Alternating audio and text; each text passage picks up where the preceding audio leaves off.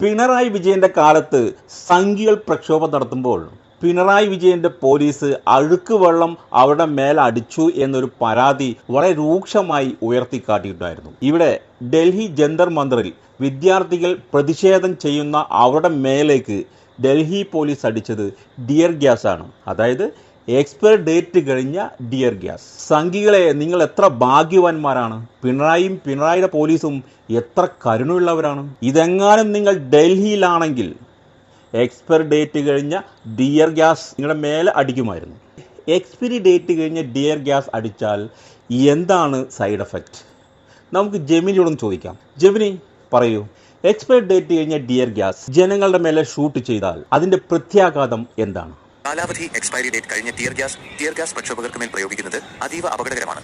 കാലാവധി കഴിഞ്ഞ tear gas ശ്വസിക്കുന്നത് സാധാരണ ടിയർ ഗ്യാസിനേക്കാൾ കടുത്ത ആരോഗ്യ പ്രശ്നങ്ങൾ ഉണ്ടാക്കാം. ടിയർ ഗ്യാസ് കാനിസ്റ്ററുകളുടെ കാലാവധി കഴിയുമ്പോൾ അതിലെ രാസവസ്തുക്കളുടെ സ്വഭാവം മാറുകയും കൂടുതൽ വിഷാംശമുള്ള സംയുക്തങ്ങളായി വിഘടിക്കപ്പെടുകയും ചെയ്യുന്നതാണ് ഇതിന് കാരണം. പ്രധാന പാർശ്വഫലങ്ങൾ ഇവയാണ്: ഗുരുതരമായ ശ്വസന തടസ്സം, തൊണ്ടയിലും ശ്വാസകോശത്തിലും കടുത്ത പുകച്ചിൽ, വിട്ടുമാറാത്ത ചുമ, ശ്വാസമെടുക്കാൻ കടുത്ത ബുദ്ധിമുട്ട് എന്ന് ശ്വാസകോശത്തിൽ ദ്രാവകം നിറയുന്നതിനും പൾമണറി എഡിമ വഴിവെച്ചേക്കാം. കണ്ണുകളിൽ അസഹ്യമായ നീറ്റൽ, കാഴ്ചമങ്ങൽ, കണ്ണുനീർ നിർത്താതെ വരിക എന്നിവയ്ക്ക് പുറമെ ചർമ്മത്തിൽ കെമിക്കൽ ബേൺസ്, രാസപൊള്ളൽ, അലർജി, തിണർപ്പ് എന്നിവ ഉണ്ടാകാനുള്ള സാധ്യത കൂടുതലാണ്. തലകറക്കം, കടുത്ത തലവേദന, ഛർദി, ക്ഷീണം എന്നിവ അനുഭവപ്പെടാം. ദീർഘകാല ആരോഗ്യ പ്രശ്നങ്ങൾ, ആസ്മ പോലുള്ള ശ്വാസകോശ രോഗങ്ങൾ വരാനോ നിലവിലുള്ള രോഗങ്ങൾ കൂടുതൽ ഗുരുതരമാകാനോ ഇത് കാരണമാകാം. ഇത് ഭാവിയിൽ എന്തെങ്കിലും പ്രശ്നം ഉണ്ടാക്കുമോ?